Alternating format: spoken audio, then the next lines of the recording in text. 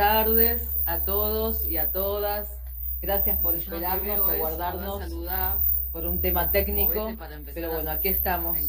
Les damos la bienvenida a la Semana de la Educación Especial 2021. Este año el lema que elegimos es: en todas las escuelas, todos los derechos. Perfecto. Todos los días nuestra comunidad docente y no docente trabaja, educa y acompaña a miles de estudiantes de diferentes niveles y modalidades, con la premisa de la equidad como punto de partida y no como la meta a alcanzar, con nuestro horizonte del cumplimiento de todos los derechos de los estudiantes en todas las escuelas de nuestro sistema educativo de la ciudad. Nuestra agenda marca esta fecha. Tenemos lugar. En nuestra semana nos tomamos un tiempo para parar, replantearnos, soñar nuevos caminos posibles, rescatando experiencias que consideramos valiosas. Valoremos y valoramos este espacio que nos permite reflexionar, pensarnos, para acompañar los aprendizajes de nuestros alumnos y nuestras alumnas. Nos fortalecemos reflexionando sobre nuestras prácticas. Estos 4 días, en el inicio de octubre, todas y todos quienes conformamos Educación Especial, nos reunimos a celebrar nuestra semana. Al decir de Paulo Freire, recordando el centenario de su nacimiento, mientras enseño, continúo buscando, indagando. Enseño porque busco, porque indagué, porque indago y me indago. Investigo para comprobar, intervenir, educar y me educo. Por ello celebramos encontrarnos para conocernos y dar a conocer nuestras prácticas desde la modalidad, nuestros modos de intervención, conversando entre docentes, abriendo nuevos interrogantes, porque así nos seguimos transformando. Mi nombre es Lorena Carracedo, soy supervisora de la modalidad y nos encontramos en la mesa 4, Diversidad Lingüística y Cultural, reflexionando sobre las prácticas. En esta mesa presentamos al equipo ELSI. Abrirán la mesa la doctora Evelia Romano, quien trabaja como asesora de bilingüismo en la Escuela Bilingüe Argentino-China de la Ciudad de Buenos Aires y coordina el área de español como lengua segunda para la inclusión en la Gerencia Operativa de Lenguas en la Educación del Ministerio de Educación de la Ciudad de Buenos Aires. También nos acompaña Elena Nancy Liu, que es psicóloga y psicopedagoga por la Universidad Católica, en la Gerencia Operativa de Lenguas en la Educación de este ministerio. Se desempeña como asesora pedagógica en el equipo chino y como asesora, intérprete y mediadora intercultural en el área de español, lengua segunda para la inclusión. Bienvenidas Evelia y Elena, y damos la apertura a la mesa.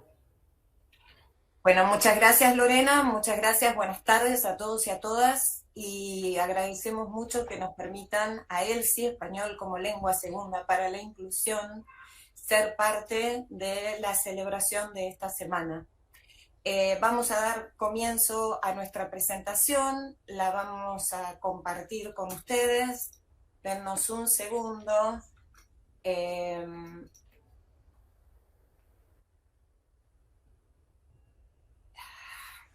Esperan a ver si... ¿la ven? No. A ver. Sí, lo vemos, pero tendrías que... ¿Ahí? Bárbaro. Perfecta. Perfecto. Nosotros le dimos como título a nuestra presentación Diversidad Lingüística y Cultural y Educación Especial, porque nuestra área, que ya tiene 5 años de trabajo en todas las escuelas de la ciudad, de nivel inicial, primario y secundario, nosotros asesoramos equipos directivos y docentes para el trabajo con niños y niñas y jóvenes que hablan lenguas distintas del español en las escuelas de la ciudad, tanto de la gestión pública como de la gestión privada. Y queremos hablar específicamente de algunos principios que en esta práctica nos hemos ido encontrando, nos hemos ido planteando y que creo que son comunes a todas las intervenciones que como docentes hacemos en nuestras prácticas cotidianas. Las participantes de la mesa de hoy somos Elena Liu y yo, y Lucía Baigorri es parte también del equipo y ha participado en la elaboración de esta presentación. Como les decía, Elena y yo, Elena Liu y Evelia Romano, somos las que estamos presentes hoy, y Lucía Baigorri participó en la elaboración de la presentación y es parte de nuestro equipo. ¿Cuáles son nuestros puntos de partida? Nuestros puntos de partida en el trabajo con chicos y chicas que hablan lenguas distintas del español es respetar y valorar la lengua y la cultura que los estudiantes y sus familias tienen y que por lo tanto los estudiantes traen a las escuelas.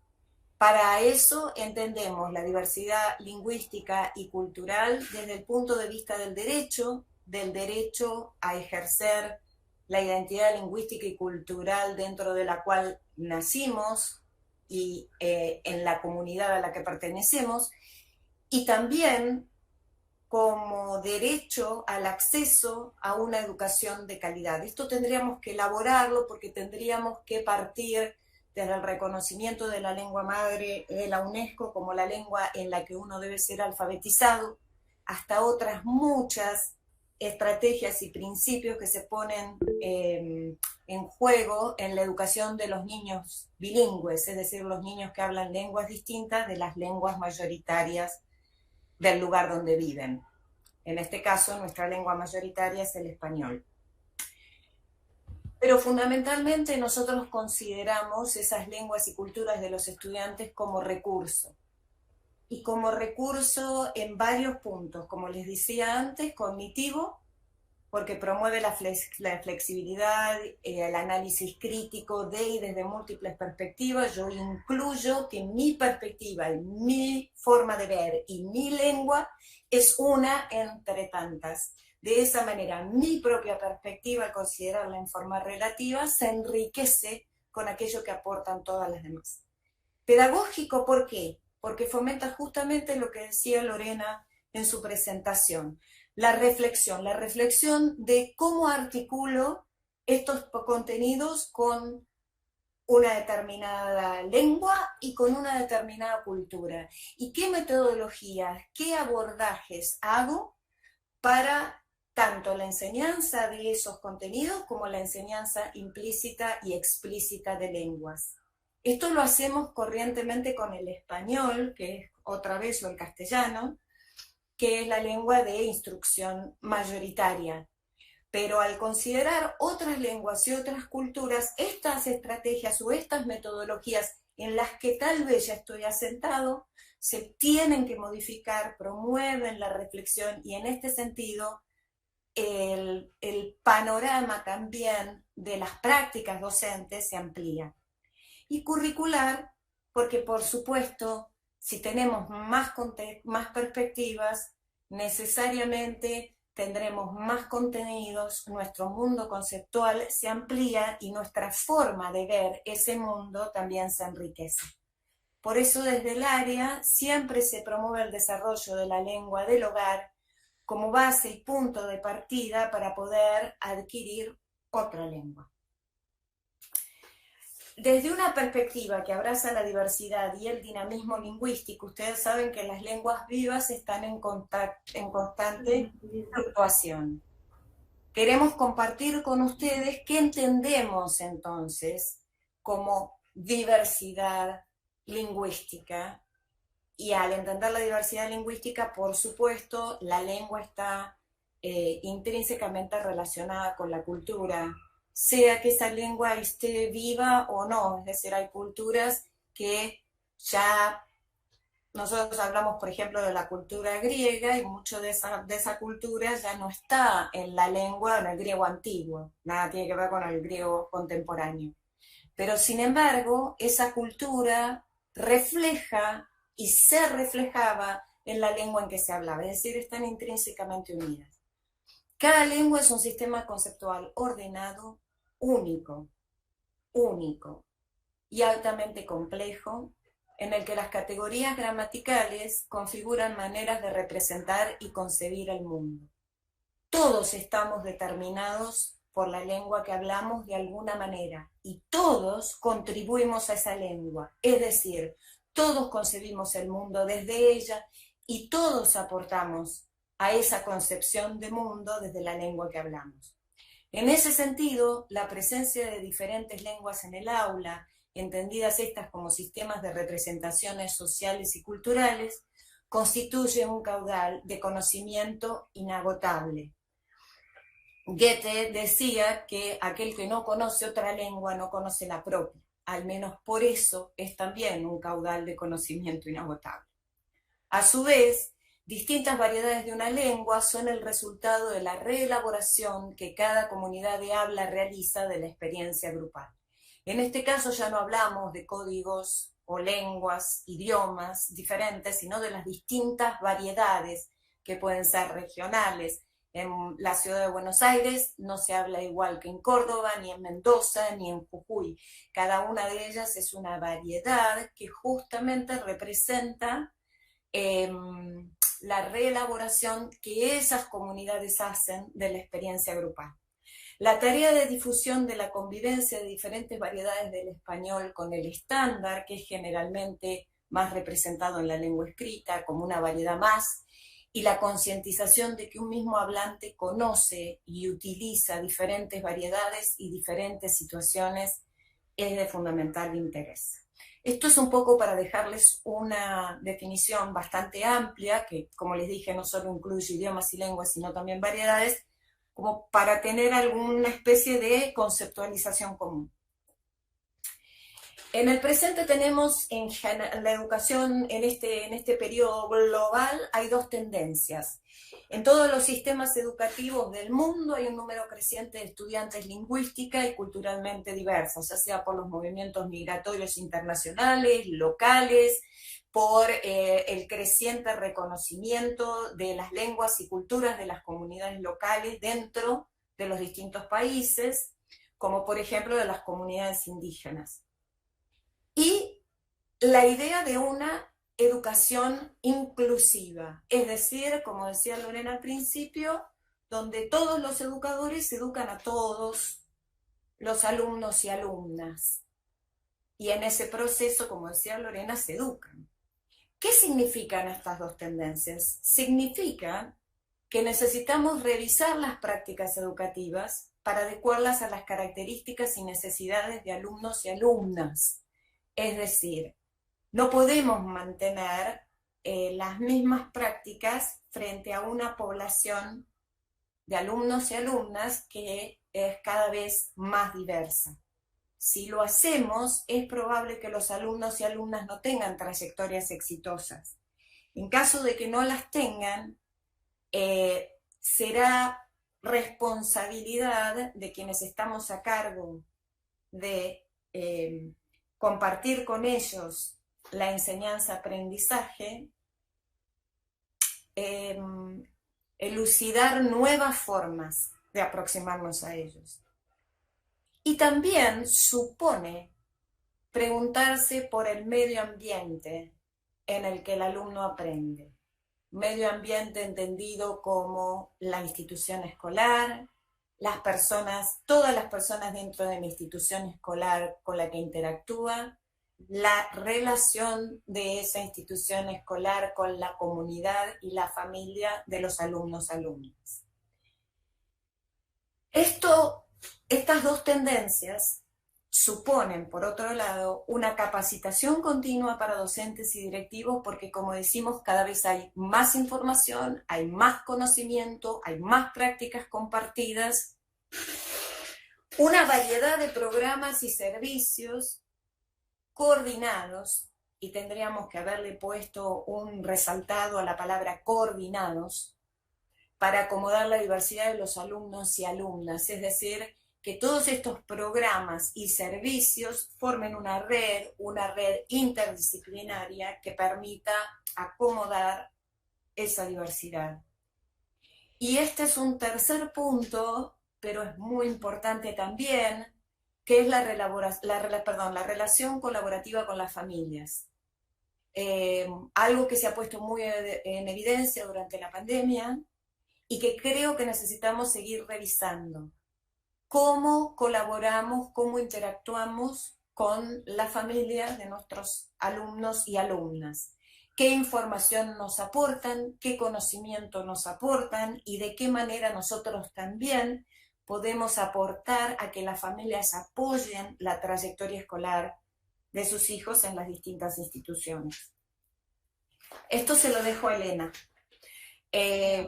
Empezamos entonces con algunas de las buenas prácticas y una de las primeras buenas prácticas es justamente las intervenciones tempranas. Elena. Sí, hola, buenas tardes. Disculpen que tuve como un accidente, se me volcó un agua, así que me cambié a otra mesa. Como bien presentó Evelia, soy Elena Liu, psicóloga y psicopedagoga. Soy argentina, mis papás son de procedencia taiwanesa, así que soy bilingüe y bicultural. Me manejo con el chino mandarín, así también con el español. Y bueno, voy a hablar de unas buenas prácticas que en realidad lo trabajamos mucho desde el equipo ELSI, ¿sí?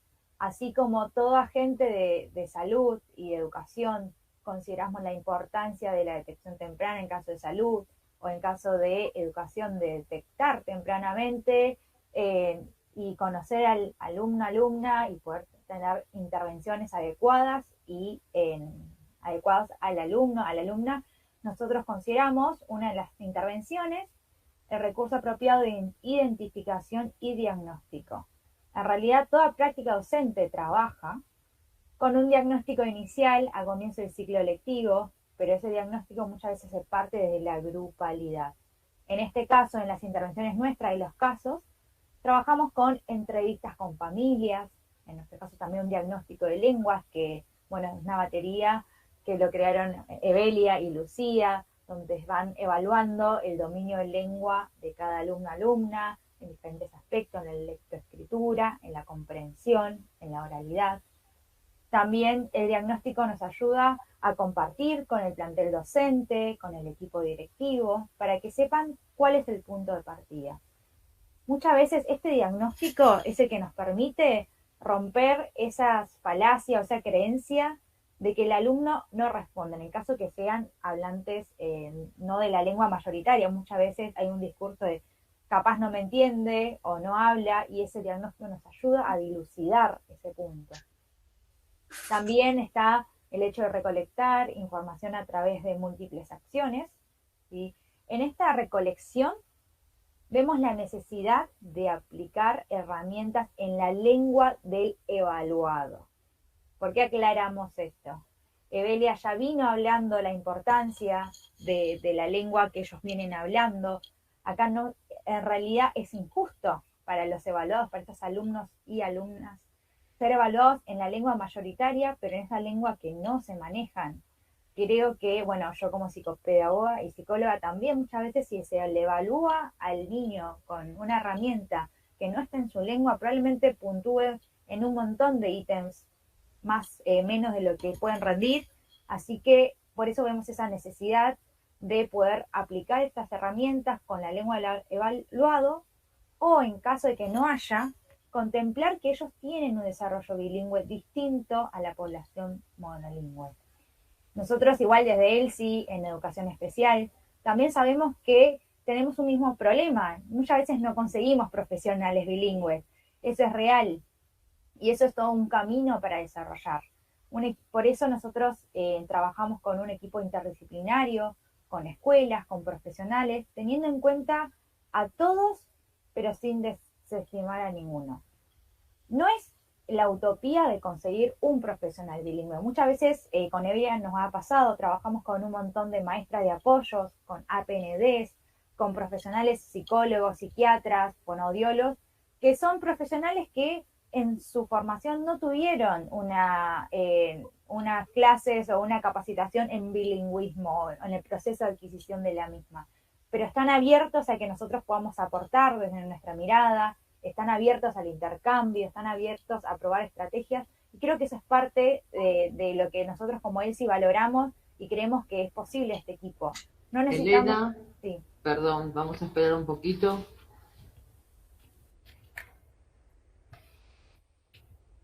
Necesito repetir Tenemos, algo. a ver, es que hay problemas con la transmisión. No hay problema. Yo Vamos a también guardar tuve un minutito. un... A ver.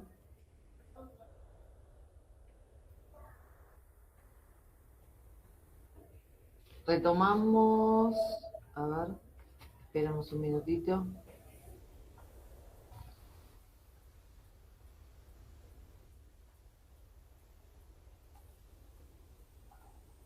Sí, Marcela, si nos estás escuchando, no sale la transmisión.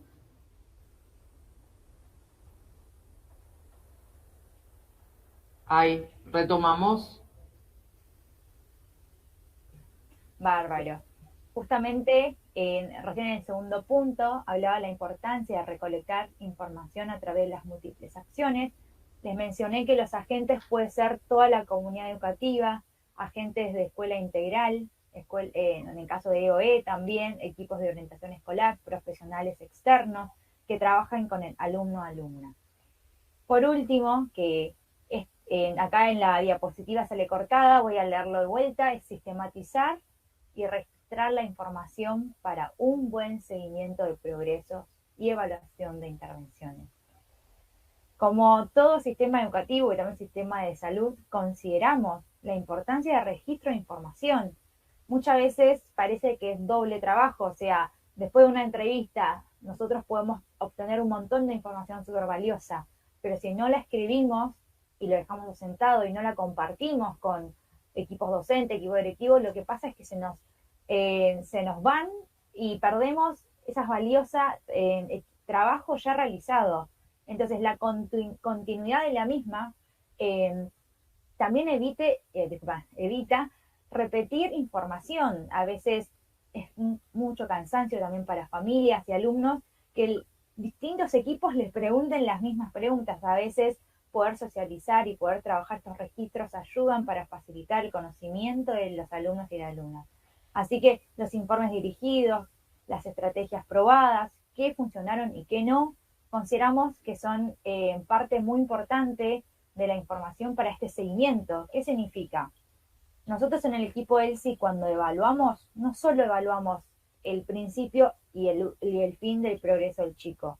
En el seguimiento del alumno, nosotros también acompañamos, evaluamos y también asesoramos la calidad de dichas intervenciones docentes, intervenciones de equipo docente, siempre desde la mirada del asesoramiento, ver cuál fue el mecanismo establecido para lograr los objetivos de las adecuaciones curriculares, los objetivos lingüísticos, porque muchas veces la adaptación no es solo de recortar actividades o recortar contenidos y seleccionarlos, sino que muchas veces hay que tener en cuenta la carga lingüística para que este alumno o alumna que habla otra lengua pueda comprender.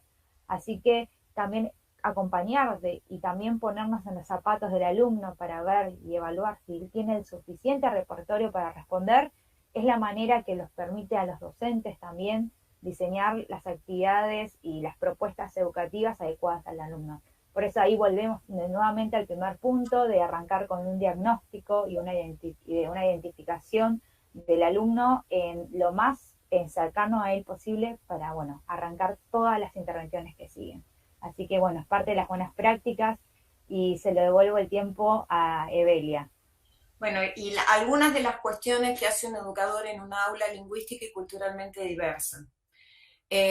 Lo voy a leer muy rápido, no voy a elaborar demasiado porque después tenemos una diapositiva en la que les voy a dejar algunos recursos, pero promueve, como dijimos al principio, el desarrollo de la lengua del hogar porque entiende el valor de esa lengua para el vínculo con la familia y la comunidad y como recurso cognitivo para la adquisición de la lengua de instrucción o lengua segura.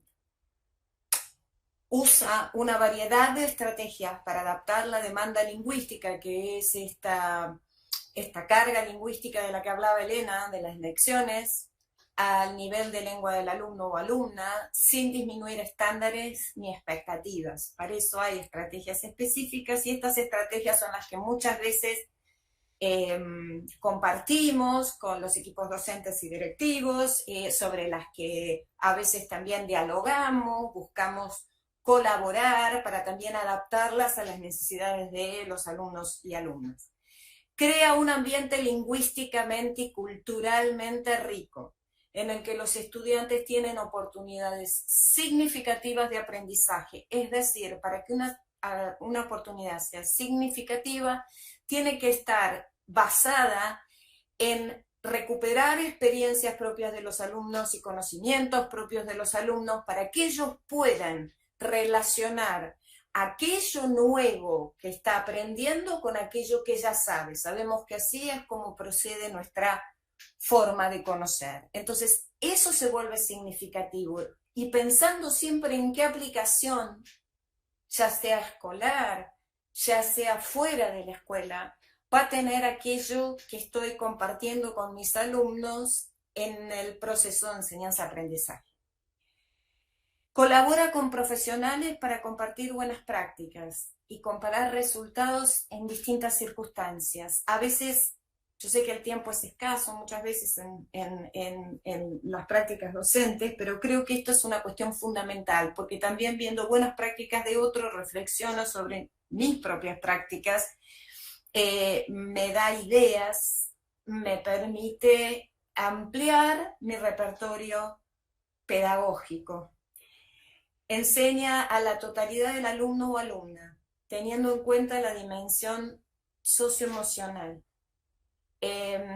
Nosotros generalmente en las intervenciones siempre decimos que trabajamos con el modelo del prisma. Lo socioafectivo, socioemocional del alumno está en el centro del prisma.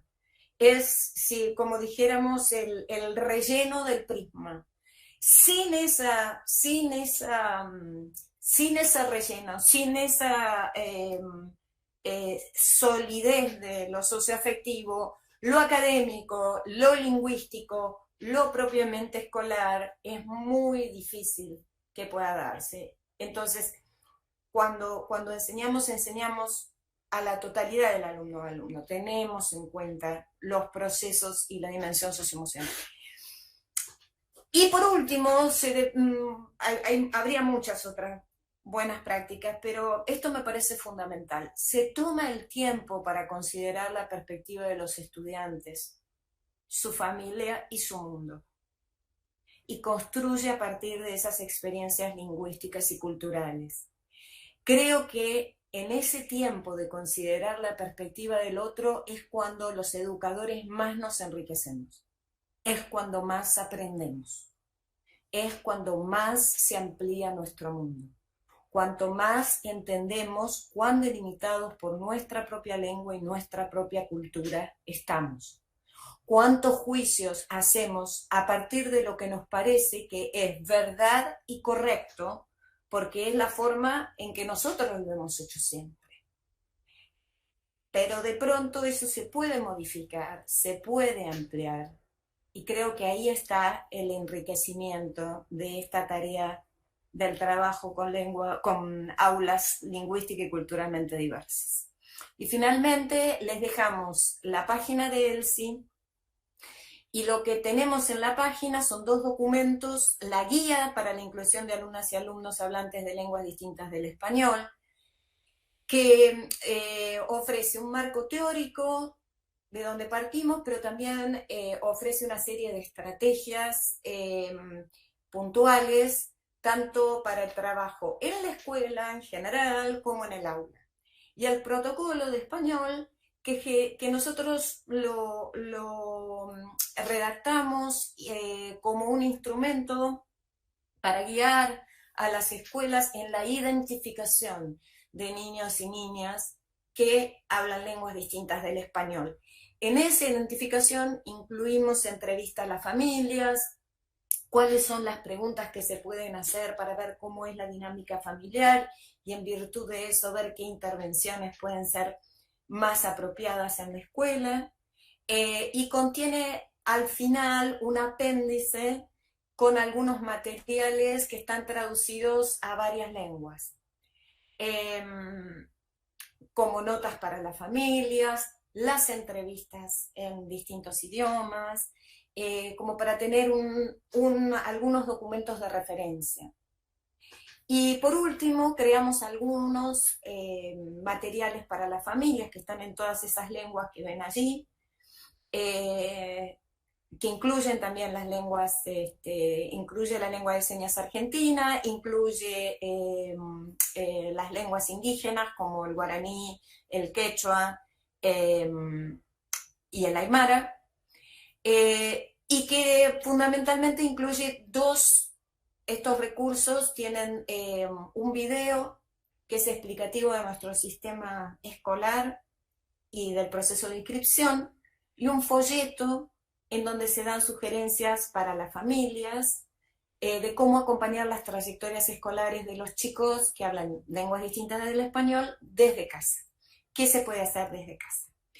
Y con esto terminamos, esperamos no haber más pasado del tiempo y les damos muchas gracias. Allí tienen nuestro correo y bueno. Bueno, continuamos con la mesa. Ahí estamos. Bueno, a continuación nos va a compartir algunas de sus experiencias la profesora Laura Granda, que es docente de la Escuela Domiciliaria número 1 y la Escuela Hospitalaria número 2. Bienvenida, Laura. Hola, buenas tardes a todas y a todos los colegas y las colegas. Hoy en realidad estoy acá para contarles brevemente, en principio para hacer una presentación de nuestra modalidad de trabajo y también para contarles algunas de las prácticas situadas que llevamos a cabo tanto en la Escuela Domiciliaria número 1 como en la Escuela Hospitalaria número 2. Como podrán observar ahora, hablo de una pedagogía de la interculturalidad como práctica situada de educación inclusiva. Y para comenzar mi exposición, me gustaría compartir con ustedes unas palabras de una de mis escritoras favoritas, que se llama Chimamanda Adichie, que en El peligro de la historia única nos dice que el relato único crea estereotipos. Y el problema con los estereotipos no es que sean falsos, sino que son incompletos y convierten un relato en el único relato. La consecuencia del relato único es la siguiente: priva a las personas de su dignidad, nos dificulta reconocer nuestra común humanidad, enfatiza en qué nos diferenciamos en lugar de en qué nos parecemos. Las historias importan, muchas historias importan. Las historias se han utilizado para desposeer y calumniar, pero también pueden usarse para facultar y humanizar. Pueden quebrar la dignidad de un pueblo, pero también pueden restaurarla. Elegí estas palabras para comenzar porque tienen mucho que ver con los muchos escenarios donde nos movemos las y los docentes de la modalidad educativa hospitalaria y domiciliaria, que como todos sabemos se encuentra presente como una de las 8 modalidades educativas en nuestra Ley de Educación Nacional y como un ámbito educativo en la Ley de Educación de la Ciudad de Buenos Aires. Nosotras y nosotros trabajamos con estudiantes que atraviesan una situación de enfermedad y estamos acá dispuestos y dispuestas a garantizarles la igualdad de oportunidades a todos y a todas ellas, porque sabemos que el paso por nuestra escuela hospitalaria y o escuela domiciliaria es previa a la reinserción a su escuela común. Es decir, que junto a nosotras y a sus profes, y a sus profesores y a sus profesoras, van a atravesar un periodo de tiempo hasta la plena reinserción en la escuela de origen. Por eso nosotras hoy estamos hablando de un proyecto educativo personalizado para preservar cada trayectoria educativa. Y esto quizás se preguntarán, ¿qué tiene que ver con la interculturalidad? Porque nosotros la tomamos como la premisa principal de nuestro trabajo docente, ya que recibimos a alumnos y alumnas de todo nuestro país, de las diferentes provincias, Y al crear este proyecto educativo personalizado, mediante la firma de un acuerdo interinstitucional, es decir, la escuela hospitalaria o la escuela domiciliaria y cada escuela de origen del estudiante o de la estudiante, lo que estamos haciendo también es reconocer en ese acto pedagógico la cultura en general, es decir, las culturas, al sujeto que se presenta, que sabe que se va a ejercer su derecho a la plena educación. Una de las metodologías que elegimos para trabajar en nuestros proyectos educativos personalizados, que por supuesto, como sabrán, se sustenta en un gran trabajo en red que no solamente llevamos adelante las profesoras y los profesores, sino que también las escuelas domiciliarias y las hospitalarias, que pertenecemos al escalafón A del área de educación especial, que somos 2 escuelas domiciliarias, la número 1 y la número 2, y 3 escuelas hospitalarias, una que funciona, la número 1, en el Hospital Gutiérrez, otra que funciona, la número 2 que funciona en el Hospital Garrahan, y la número 3 que funciona en el Hospital Elizalde. Una de las metodologías que preferimos es la del aprendizaje basado en proyectos, que la tienen aquí en esta plantilla, porque sabemos que promueve y facilita el aprendizaje interdisciplinar a largo plazo y que estamos trabajando de esta manera con las competencias del alumnado, ¿sí? Y, por supuesto, sabemos que el conocimiento que se construye es mediante la interacción con la realidad. Ahora sí, les voy a contar brevemente uno de los proyectos que presento hoy, que estamos trabajando en el nivel secundario de la escuela domiciliaria número 1, que tiene por título Contar mi mundo, contar tu mundo, porque fuimos invitados por el proyecto de la plataforma digital Cintora Sur a llevar adelante un intercambio con algunos adultos mayores que viven en residencias de España y de otros países europeos para la tercera edad, con niños, niñas y adolescentes de algunos países latinoamericanos, entre ellos Argentina. En el mes de septiembre, es decir, hace muy poquito, comenzamos a trabajar en lengua y literatura con Emanuel y estamos porque el proyecto está en proceso, trabajando conceptos tales como cosmovisiones culturales, narrativas biográficas y la transmisión cultural intergeneracional, para comenzar esta ida y vuelta con estos adultos mayores. Emanuel lo que hizo fue preparar un video de presentación que, bueno, por cuestiones de tiempo ahora no lo voy a pasar, y también una carta en la que él va a compartir, en la que él comparte, mejor dicho, una parte de su cultura originaria, porque él es de la provincia de Chaco, donde comparte también con los adultos mayores, esperando luego este intercambio intergeneracional, sus comidas favoritas, algo de la argentinidad que nos une a todos nosotros, sus lecturas, su mundo como adolescente del siglo XXI, su mundo, su cosmovisión como adolescente del siglo XXI. En la escuela hospitalaria número 2, les presento brevemente 2 de los proyectos, uno que se presentó hace muy poquito en la Feria de Educación, Artes, Ciencias y Tecnología, en la Feria Innova 2021, porque, como ya lo dije al principio de la exposición, trabajamos con alumnos y alumnas que provienen de diferentes escuelas de todo nuestro país.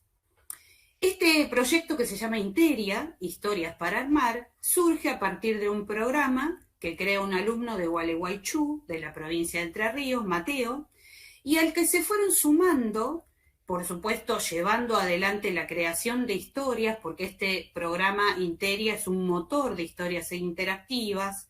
Ahí fíjense que él nos aclaró, el creador, que está inspirado en la colección Elige tu propia aventura, porque nos ofrece la posibilidad de contar con diferentes finales alternativos, diríamos.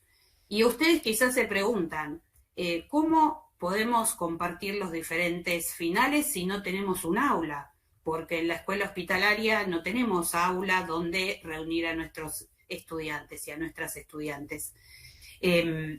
nosotras y las profes y nosotros los profes trabajamos a pie de cama.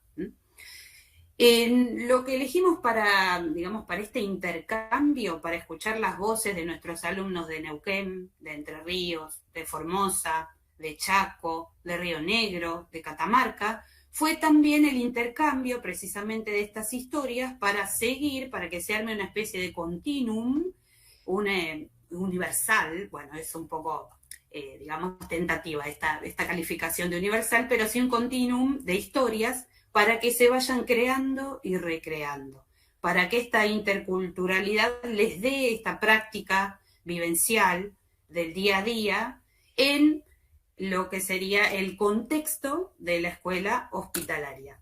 Y no solamente trabajamos con ese proyecto, sino que esta semana, tan especial para todos nosotras, para todos nosotros, en la Semana de la Educación Especial, también hemos puesto en marcha a rodar derechos, basándonos en el lema que guía esta semana en todas las escuelas, todos los derechos, y específicamente en el nivel secundario, trabajar con los derechos y deberes básicos de los estudiantes y de las estudiantes del nivel secundario. Desde la parte artística pueden ver acá 3 ejemplos de 3 máscaras que crearon nuestros y nuestras estudiantes, que están acompañadas por un audio que surge de las reflexiones que ellos y ellas van haciendo junto a nosotros, sus profesores. Sí. A modo de conclusión en esta plantilla, pero no para cerrar la presentación, sino para abrir nuevos caminos, nuevos itinerarios. La propuesta, como siempre, en la escuela domiciliaria número 1 y en la escuela hospitalaria número 2, es seguir trabajando con estas estrategias de pedagogía intercultural. Y fíjense que se basa sobre 3 ejes: la cultura, la educación y la sociedad como elementos activos y como un proceso de constante, de permanente co-construcción y resignificación. Hoy a la mañana, en la conferencia que estuvimos presentes de Acerboni, de Delia Acerboni, se hablaba de que la educación es un derecho que da derechos y que debemos garantizar la educación inclusiva, que muchos hemos escuchado y muchas hemos escuchado esto de la educación inclusiva, y quizás deberíamos tomar en cuenta que en nuestras escuelas se garantiza esto del ingreso, la permanencia, el egreso y la reinserción en las escuelas de la educación común.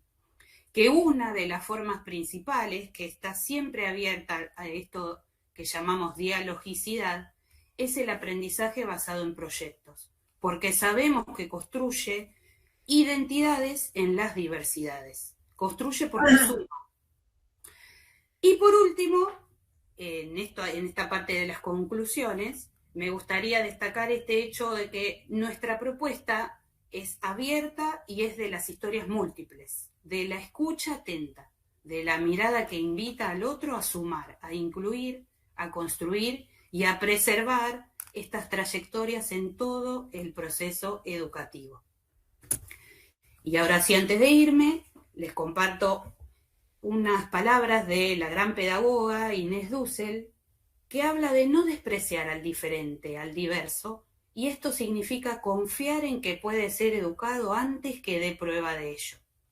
Significa apostar a que el conocimiento y la experiencia escolar lo pondrán en contacto con otros mundos que modificarán el propio, y al hacerlo, enriquecerán también el mundo en común. Habrá que reescribir lo mejor de la tradición sarmientina de educación del ciudadano, buscando una verdadera reforma del sistema educativo. Esto es, volver a configurarlo repensando la idea de igualdad homogénea e incorporando formas de igualdad más complejas, dinámicas y plurales. En ese camino será importante desarrollar nuevas sensibilidades y disposiciones para volver a instalar la igualdad y la justicia en el centro del debate educativo, renovando el compromiso ético y político con una sociedad más democrática y más justa, y también más plural, que valore el aporte original de cada uno. Bueno, muchas gracias a todas y a todos los colegas por escucharme, y acá estoy a disposición. Gracias, Laura. Gracias por compartir tu Gracias experiencia. a ustedes. Bueno, muchas gracias a todos por la compartida.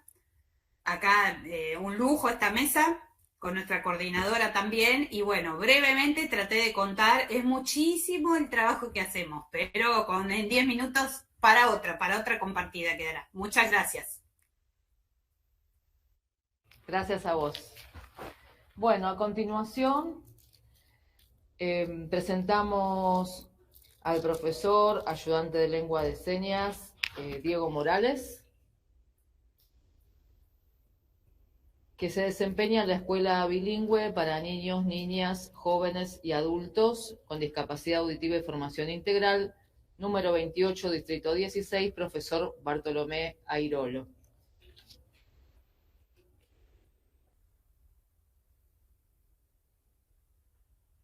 ¿Comienzo? Sí.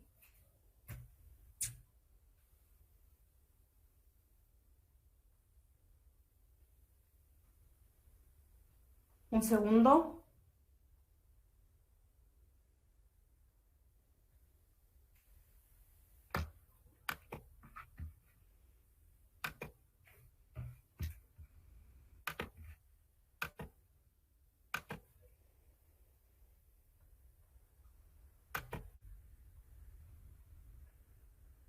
Hola.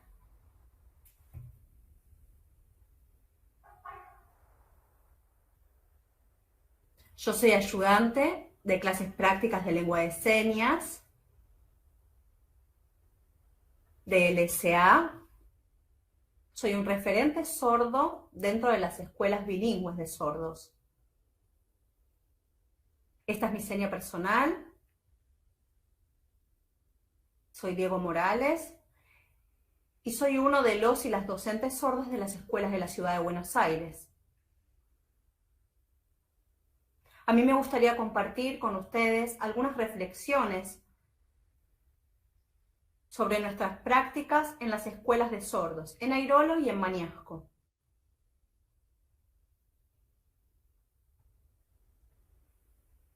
La comunidad sorda argentina dentro de la educación, su diversidad lingüística y cultural, sobre eso les quiero comentar. Aquí en la Argentina, al igual que en otros países, los niños y las niñas sordas, al comienzo, era bajo el paradigma médico-terapéutico, que estaba basado en un modelo oralista. El trabajo docente tenía como objetivo una base rehabilitadora y querían que desarrollara la palabra hablada.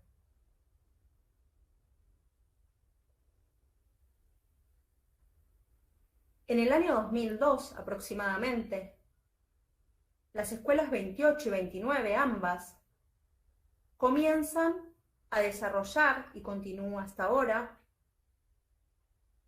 un cambio de paradigma al modelo bilingüe intercultural en la educación de las personas sordas.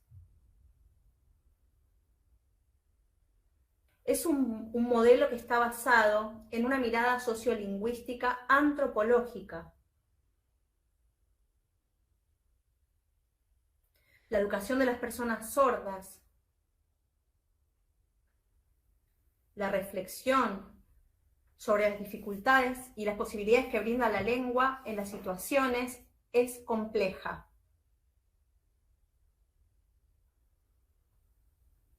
Los estudiantes forman parte de una comunidad lingüístico-cultural bilingüe que es propia de nuestro país y que utilizan en su vida cotidiana. Y no son dos lenguas en distinta modalidad. Sí son dos lenguas en distinta modalidad.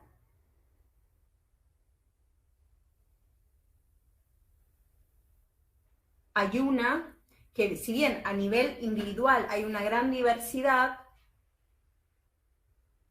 en cuanto al bilingüismo a nivel comunitario, la comunidad le asigna distintas funciones. La lengua de señas es la que pueden acceder de forma natural, les permite el desarrollo y es la primera lengua o lengua 1.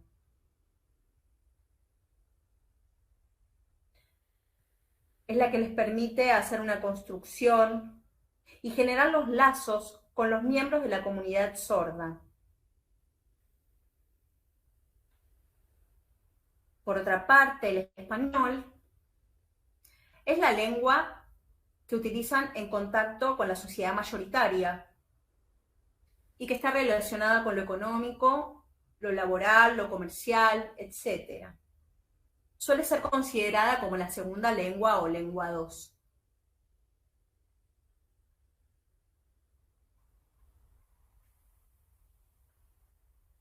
En relación a las personas sordas y a su diversidad cultural, las comunidades sordas comparten modos y pautas de interacción que están basadas en lo visual y que esto es lo que denominamos y conocemos como cultura sorda.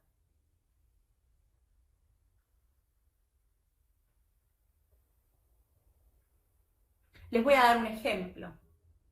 En una fila, siempre vemos que en las escuelas es uno detrás de otro. En cambio, en la escuela de sordos es en forma semicircular durante el izado de la bandera para que puedan ver a la persona que está hablando enfrente.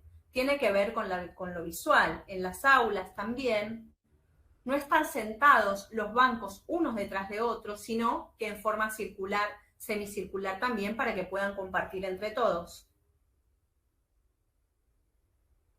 Pueden ver perfectamente quién es el que está enfrente hablando, o si proyectan algo, o hay algo que practicar, algún ejercicio, pueden compartir con sus compañeros.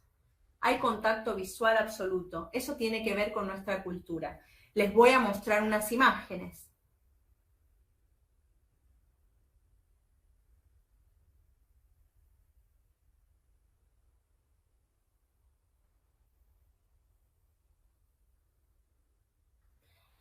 Esta forma de ubicarse no tiene que ver solamente con la lengua de señas, sino que en la lengua de señas, además del movimiento de nuestras manos, se incluye la articulación, la ubicación de nuestro cuerpo, las expresiones. Aquí pueden observar el movimiento de las manos conjuntamente con las expresiones y el cuerpo. Recuerden que no tiene que ver solo con las manos, sino que en la lengua de señas forma parte de ella la articulación del cuerpo en general y también de la expresión. Con la expresión marcamos las diferentes voces y con el cuerpo también marcamos los tiempos verbales, si esto es de ahora, del pasado.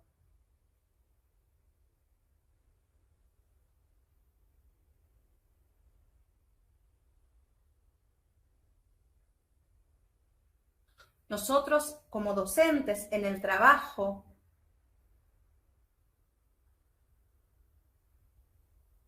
nos gusta enseñarles a trabajar en una escuela bilingüe, intercultural, y buscamos los cambios que les permita construirse. Cuando ingresa el alumno sordo, antes nosotros hacemos una evaluación no solo del alumno, sino de su contexto.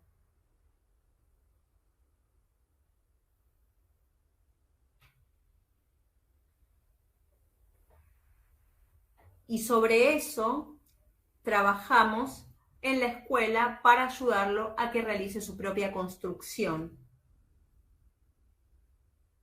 que tiene que ver con la cultura sorda, con la lengua de señas, la LSA, todo eso lo transmitimos nosotros.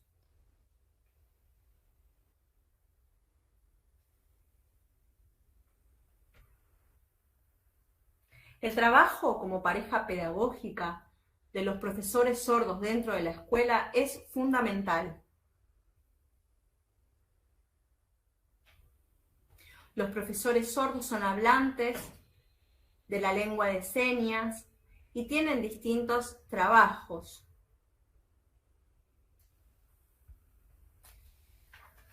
La lengua de señas es la lengua natural para ellos. Dentro de su rol como referente, son los responsables de las sordas en la escuela, en las situaciones de todos los días, de enseñanza y aprendizaje, en las planificaciones. El compartir sobre las culturas de ambos, todo esto tiene que ser en conjunto.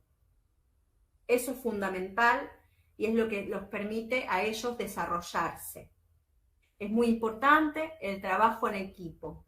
El docente sordo y oyente deben trabajar en conjunto, ambos sumando a este trabajo diario que permite desarrollarse.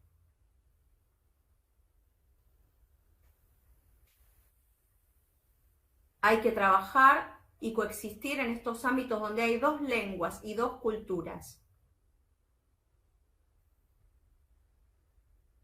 En el diseño curricular es muy importante la interrelación de ambos. Necesitamos trabajar en cooperación para que puedan construir su lengua.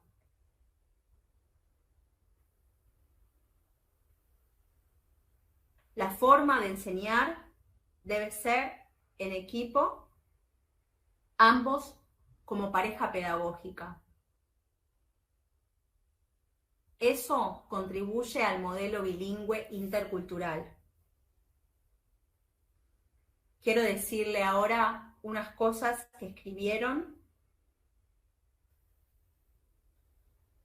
que habla sobre la lengua de señas, y dice que la lengua de señas es en manos de quien la domina un idioma sumamente bello y expresivo, para el que ni la naturaleza ni el arte han procurado a los sordos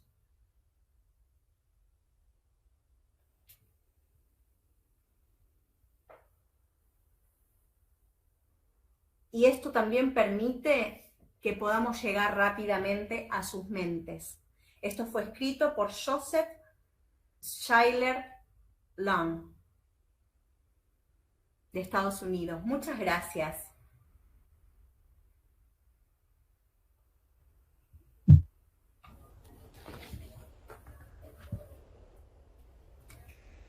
Gracias, Diego.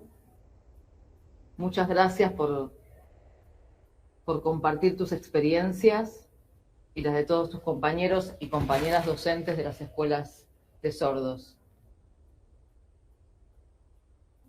Para cerrar las exposiciones, sumamos la participación de la profesora Mercedes Diepenbrock en representación del equipo ILSA, Intérpretes de Lengua de Señas Argentina, de la Dirección de Educación Especial.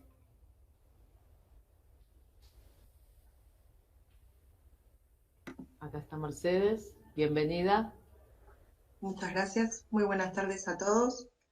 En primer lugar, nos gustaría agradecer la convocatoria a esta mesa de intercambio en representación del gran equipo que me escogió como oradora. La idea es acercarles las experiencias que hemos ido acumulando a lo largo de estos 20 años desde que el equipo se conformó. Hoy contamos con más de 70 cargos desempeñados por intérpretes de lengua de señas argentina, español, profesionales que acompañamos día a día las trayectorias educativas de niños, niñas, jóvenes y adultos dentro de las instituciones de gestión pública dependientes del gobierno de la ciudad.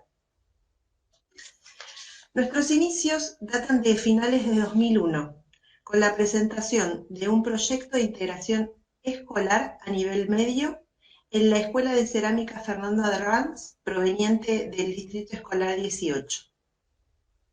Dicho proyecto fue llevado adelante por la señora Marta Leguizamón, quien era docente de cerámica proveniente de la escuela número 29 del Distrito Escolar 18, Osvaldo Mañasco.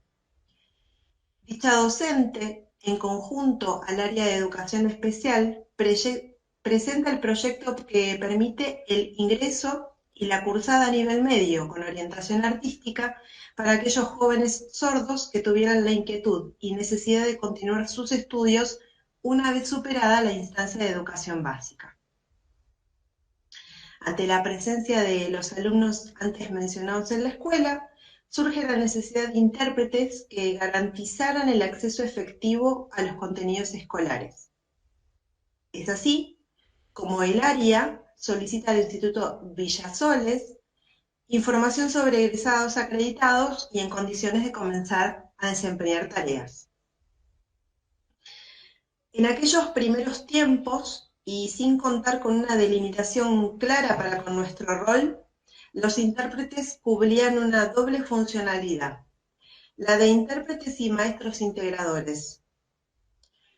No solo por parte nuestra sentíamos la necesidad de cumplir con esa multiplicidad de tareas, sino que puertas adentro de las instituciones, las tareas eran requeridas tanto por el cuerpo docente como por los equipos directivos.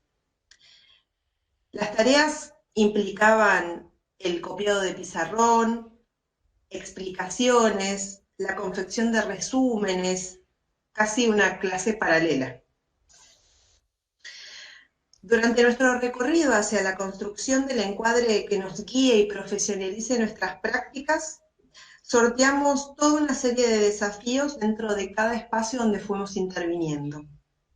Como por ejemplo, costó mucho que en las instituciones comprendieran que los alumnos sordos eran alumnos de las instituciones y no nuestros alumnos particulares. Al mirar toda la trayectoria dentro de esta modalidad, podemos afirmar que nuestra forma de trabajo de aquellos primeros tiempos nada tiene que ver con las funciones hoy estipuladas para nosotros. Gracias a los aprendizajes hasta aquí capitalizados, sabemos que UNILSA, así como se nos conoce dentro del sistema a los intérpretes de lengua de señas argentina-español, tienen como función y obligación profesional el mediar la comunicación entre dos lenguas, lengua fuente y lengua meta, entendiendo que la lengua meta y la lengua fuente pueden alternarse indistintamente en lengua de señas argentina y español dependiendo del interlocutor, sea esta una persona sorda o persona oyente. El intérprete también transmite mensajes en dichas lenguas. Interviene solo en situaciones de interpretación. Tiene como obligación la actualización constante en relación con los cambios al uso de la lengua. Hoy nos interpelan temáticas como el lenguaje inclusivo, las especificaciones técnicas del material audiovisual que se produce, las perspectivas de género y la interpretación directa en coherencia con la persona emisora del discurso. Es decir, si la persona sorda es hombre, ¿correspondería que el intérprete también lo fuera o es indistinto? Asimismo, los intercambios y los contactos sistemáticos con referentes de la comunidad sorda para la actualización lexical permanente.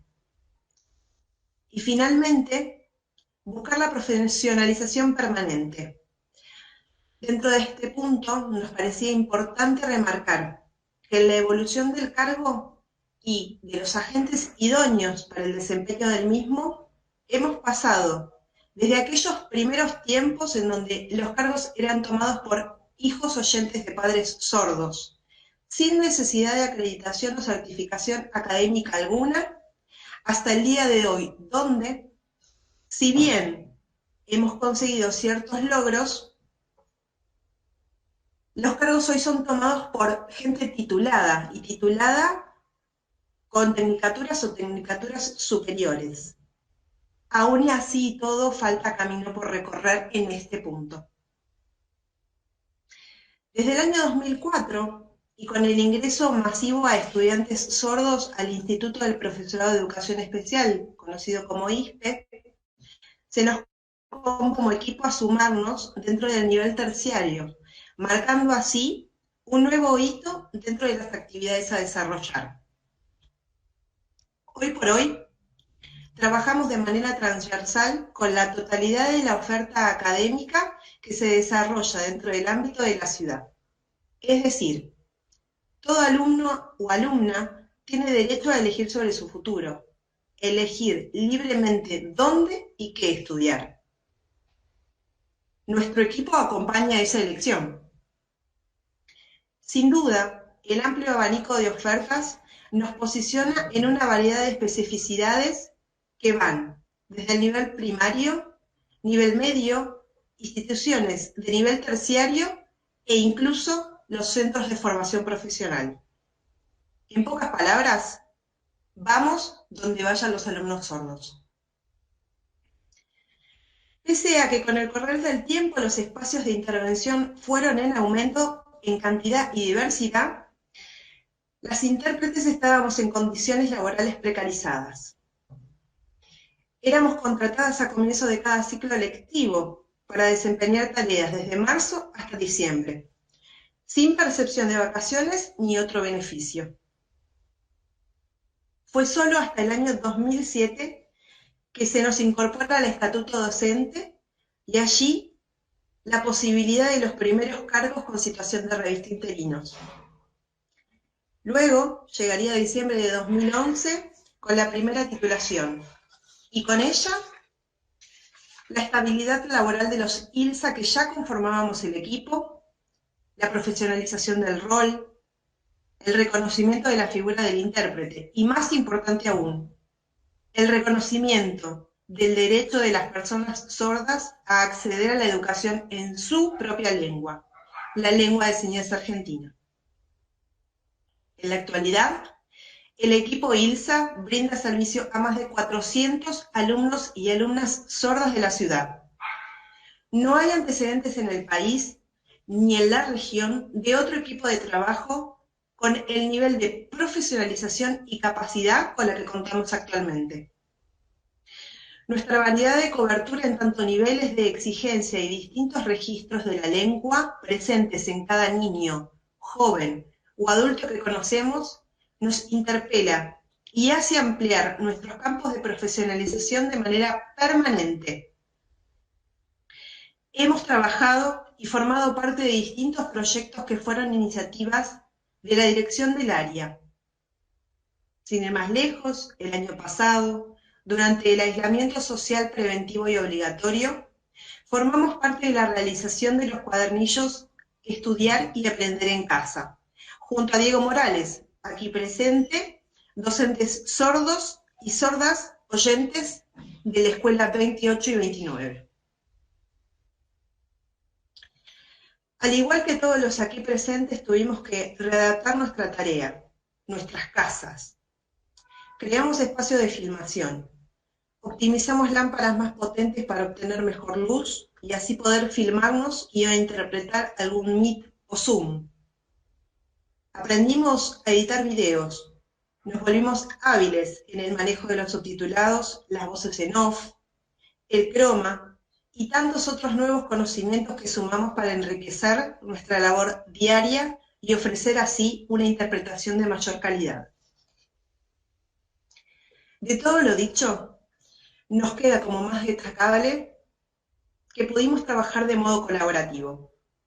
Afianzamos los equipos de interpretación, algo que la presencialidad a veces no era posible implementar.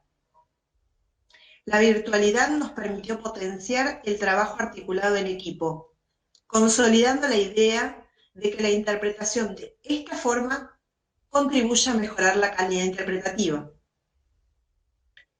Hemos conseguido muchas cosas a lo largo de estos 20 años de trabajo y entendemos que el punto de llegada se actualiza permanentemente. En un futuro cercano, aspiramos a la incorporación de un asesor sordo en el equipo para poder optimizar nuestras prácticas profesionales. Creemos firmemente que nuestro trabajo nos obliga a reflexionar sobre las condiciones y la titulación necesaria para el desempeño del cargo, la calidad de interpretación y el trabajo codo a codo junto a colegas. más el asesor sordo que en el futuro esperamos incorporar. Con todo esto, la idea es dejar de lado viejas concepciones de un trabajo en solitario, porque en definitiva, el ILSA es con y para la comunidad sorda. Muchísimas gracias por la escucha y nuevamente por darnos la posibilidad de darnos a conocer como equipo. Gracias, Mercedes, y en tu nombre a todo el equipo. Y les pido a todos los que estamos, Elena, si quieren prender las cámaras, salimos todos en pantalla para hacer el cierre.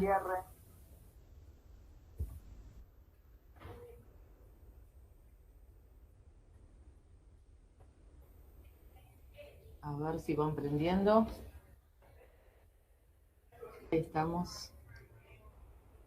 Bueno, agradecerles a todos y a todas por acompañarnos, a todos los docentes que estuvieron esperando nuestra entrada con demora, pero bueno, vuelvo a repetir que hoy es un día difícil para las redes y para el internet. Así que gracias a Evelia. Te pido si levantas las manos, Elena, Laura, Diego, Mercedes, y a las 3 compañeras del equipo ILSA, Mariela Lagomayore, Marina Duccini Moreno y Anaí, que está interpretando en este momento. Bueno, gracias. Pueden ver muchos más de estos proyectos que han sido expuestos en los blogs de las escuelas y en las páginas donde dejaron el equipo ELSI. Nuestro sistema educativo no solo tiene diversidad lingüística y cultural de las lenguas orales, digámosle, habladas, sino también, por eso están en esta mesa, parte de los docentes sordos y el equipo ILSA, que es lo que quisimos también poder compartir. Bueno, nos estamos viendo y otra vez nuevamente gracias y seguimos celebrando esta Semana de la Educación Especial. Nos vamos saludando.